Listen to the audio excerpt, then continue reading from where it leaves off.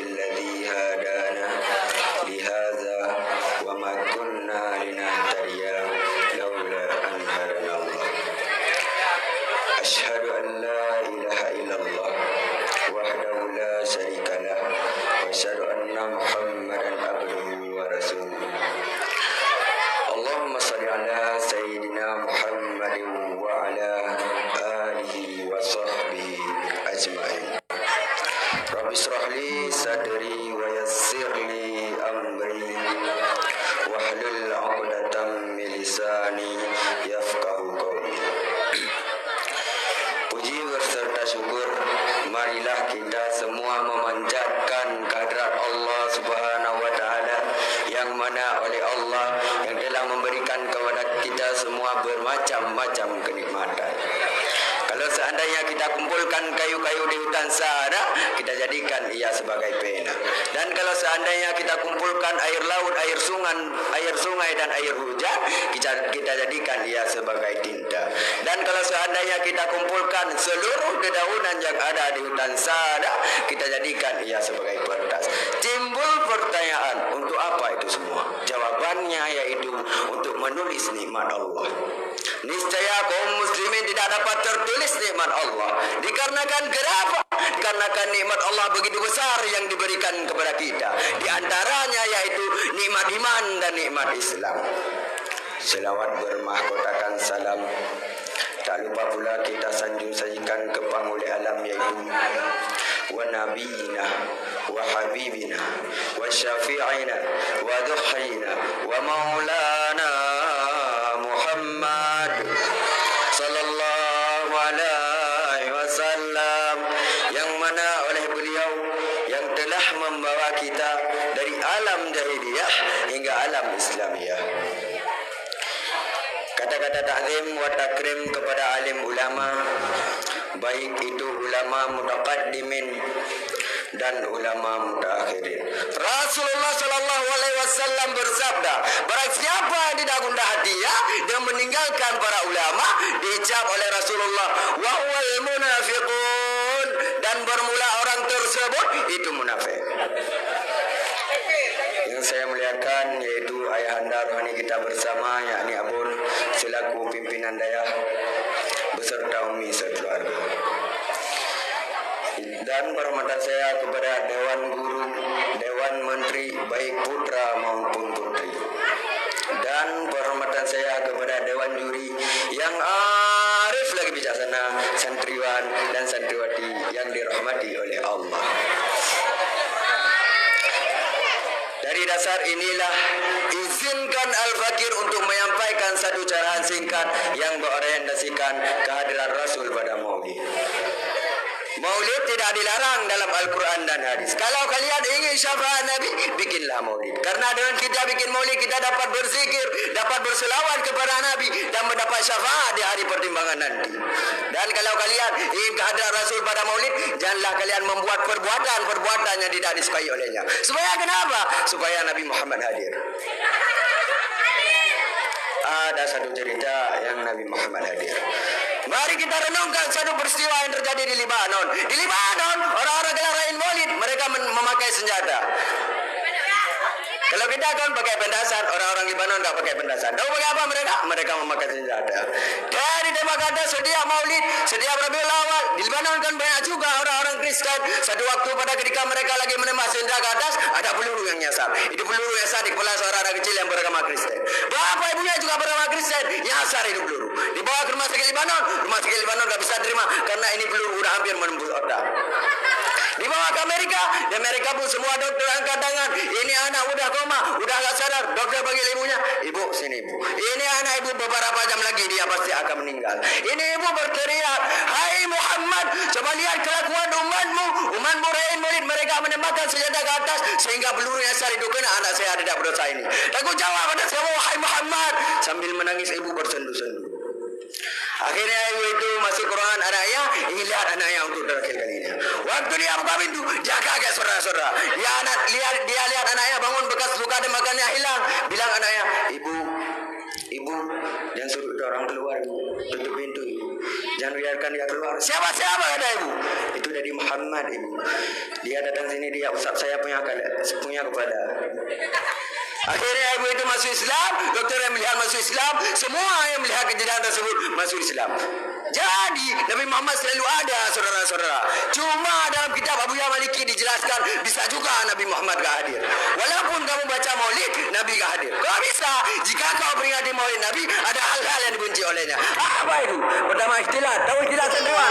Tahu ikhtilat? Tahu ikhtilat santriwan? Tahu ikhtilat? Ikhtilat itu bercampur laki-laki dan perempuan tanpa memisah, tanpa menghalang. Nabi Muhammad gak bakal hadir.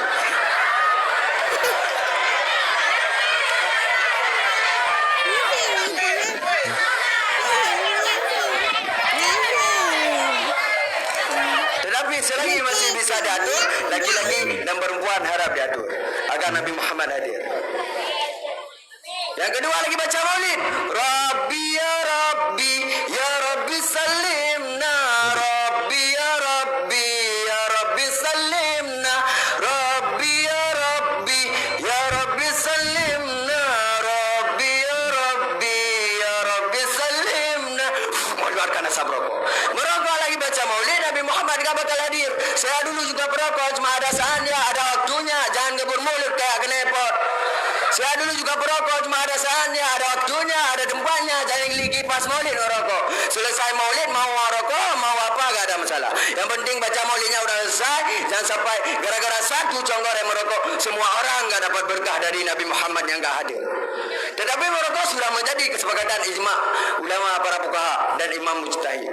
Setiap yang dapat menyeret dalam kehancuran wajib dijauhi dan haram dikerjakan. Diriwayatkan oleh Imam Ahmad dan Ibnu Majah bahwa Rasulullah SAW bersabda, la darara wa la dirara, tidak boleh membahayakan diri sendiri dan tidak boleh membahayakan orang lain. Firman Allah, wala tulqu bi aidikum ila tahlukati, dan janganlah kamu menjatuhkan diri kamu ke dalam kebinasaan, wala taqtulu bi anfusakum, dan janganlah kamu membunuh dirimu. Bagi mereka yang berpikiran dan berperasaan sehat bahwa merokok dapat merusak jasmani dan menyebabkan bau busuk pada mulut. Sedangkan Allah Subhanahu wa taala telah menghalalkan segala kebaikan dan mengharamkan segala keburukan untuk menjaga jasmani, akhlakul karimah mereka dan badan mereka dan otak pikiran mereka. Dalam surat Al-Afrat, wa yuhillu lahum tayyibi wa yuharrimu 'alaiha khaba'isi, dan menghalalkan bagi mereka segala kebaikan dan mengharamkan bagi mereka segala keburukan untuk menjaga jasmaninya. Merokok juga dapat melemahkan dan memabukkan. Hal ini dirasakan oleh orang yang mencoba-coba merokok. Secara perlahan mereka merokok hingga jadi kebiasaan. Rasulullah SAW telah melarang tip-tip yang memabukkan dan yang melemahkan. Dari Imam Ahmad dan Ibnu Majah bahwa dari Imam Ahmad dan Abu Dawud diriwayatkan oleh Ummu Salamah radhiyallahu anhu bahwa Rasulullah bersabda, "Nahara Rasulullah sallallahu alaihi wasallam an kulli mustiri wal mufaddiri." Telah dilarang akan kami oleh Rasulullah tip-tip yang memabukkan dan yang melemahkan. Oleh karena itu janganlah merokok. Baik itu pada waktu maulid, baik itu pada waktu kalian sehari-hari, janganlah merokok.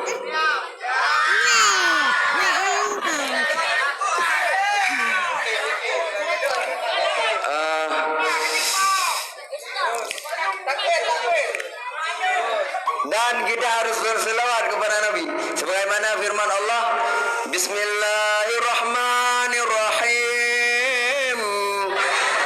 Innallaha wa malaikatahu yusalluna 'alan nabi ya ayyuhalladzina amanu sallu 'alaihi wa sallimu taslima. Sesungguhnya Allah dan malaikat berselawat kepada Nabi. Hai orang-orang beriman, berselawatlah kamu untuk Nabi dan ucaplah salam penghormatan kepadanya. Oleh karena itu berbanyaklah berselawat. Kalian santriwan berbanyaklah berselawat kepada Nabi, dan kalian santriwati berbanyaklah berselawat kepada Nabi. Yang harus memperbanyak berselawat kepada Nabi adalah kalian para wanita. Karena kenapa? Karena ada harga kalian karena Rasulullah, ada mahar kalian karena Rasulullah, ada harga kalian karena Rasulullah, ada derajat kalian karena Rasulullah. Saya kira tidak ada Rasulullah di atas permukaan bumi ini, sungguh kalian tidak ada harga dan tidak ada mahar.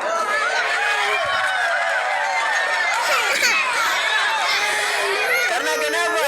Karena di masa jahiliyah begitu anak perempuan lahir, begitu dikubur dan dipancung dan ditanam.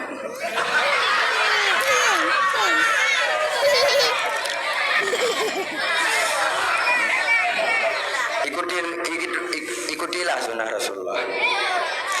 Sebagaimana sabda Rasulullah, man ahabbani kana sunnati fi jannah. Sebarang kaso yang mengikuti sunnahku kata Rasulullah, dia akan bersamaku di surga nanti. Ikutilah sunnah Rasulullah. Karena dengan kita ikuti sunnah Rasulullah, kita akan bersama Rasulullah di surga nanti. Seperti kita bikin maulid, kita kenduri kepada maulid, kita peringatilah kepada maulid, peringati maulid kepada orang-orang banyak, peringatilah kepada orang-orang banyak maulid.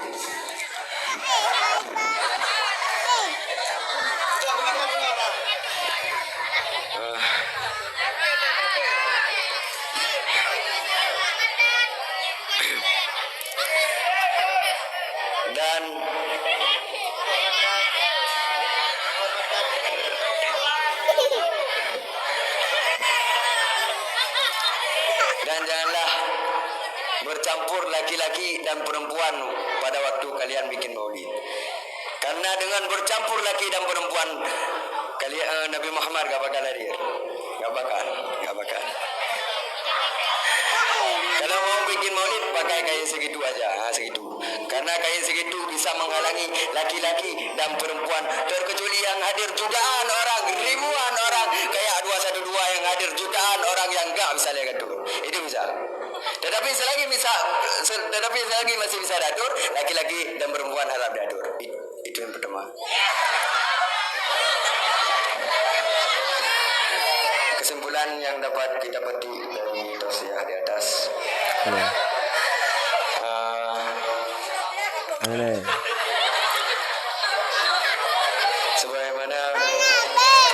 Sebagaimana sabda Rasulullah, man ahabbani kana sunnati fi jannah, seperti kita bilang tadi ya. Ikutilah sunnah Rasulullah. Ikutilah